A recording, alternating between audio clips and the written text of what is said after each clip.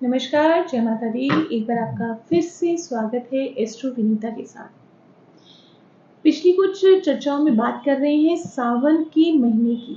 सावन का महीना भगवान शिव की भक्ति और माँ पार्वती की शक्ति को समर्पित है।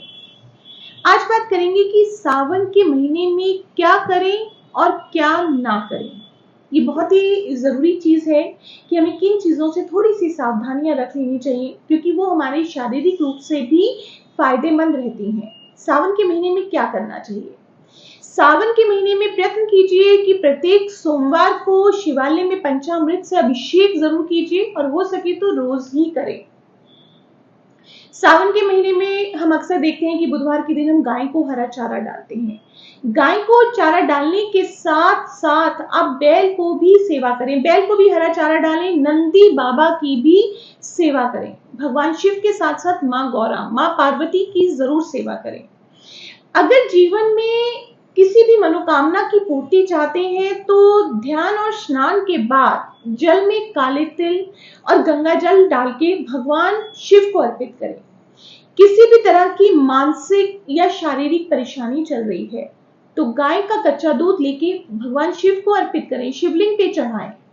किसी तरह का मानसिक अवसाद है, अक्सर आजकल सुनने में आता है कि मुझे डिप्रेशन की प्रॉब्लम है, डिप्रेशन हो गया है, और कई बार डिप्रेशन उस स्टेज तक हो जाता है कि इंसान अपनी जिंदगी में कुछ गलत कदम भी उठा जाता है।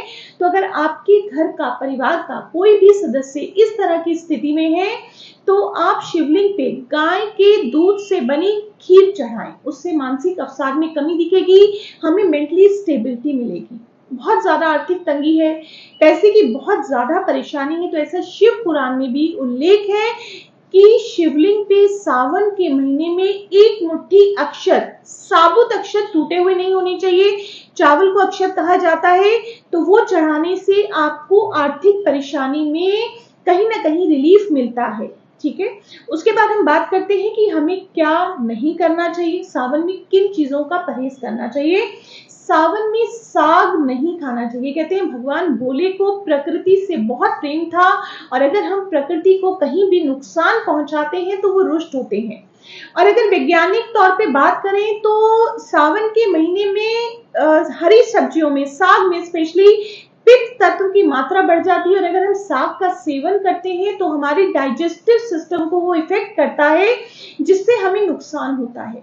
सावन का महीना कुछ बारिशों का महीना रहता है, जिससे हरी चीजों में बहुत ज्यादा कीट पतंगे होते हैं, वो भी शारीरिक तौर पे हमें नुकसान करते हैं।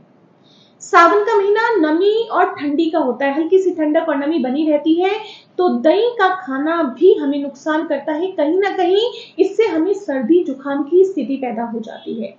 कहते हैं सावन के महीने में दूध भी कम पिएं, क्योंकि देखिए जब दूध हमें कहाँ से मिलता है, गाय से, भैंसों से, और जब ये लोग चारा खाती हैं तो सावन के महीने में कीट पतंगे बहुत ही ज्यादा होते हैं, तो उसी चारे में जब वो खा लिए जाते हैं तो हमारे दूध में बैक्टीरिया की संभावना हो जाती है, तो इसलिए दूध भी कोशिश करें कि ना पिएं। सावन के महीने में हमें प्याज से, लहसुन से, मांसाहारी भोजन से दूर रहना चाहिए, क्योंकि ये तामसिक भोजन हमें वासना की तरफ लेके जाता है और हमें भगवान शिव की भक्ति से दूर करता है। तो इन्हीं सभी चीजों का अगर आप ध्यान रखेंगे और भोले बाबा की पूजा करेंगे, और बहुत छोटी छोटी पूजा, ऐसा नहीं कि आपको कुछ विशेष करना है। कहते हैं भोले बाबा तो बहुत ही भोले से हैं, तामसिक भोजन का त्याग कर दीजिए, कीजिए, भोले बाबा को जल चढ़ाइए, कच्चा दूध चढ़ाइए, किसी भी तरह की परेशानी है तो दूध से बनी खीर चढ़ाइए, तो देखिए जीवन में चल रही परेशानियां कितनी जल्दी खत्म होती नजर आती हैं। नमस्कार।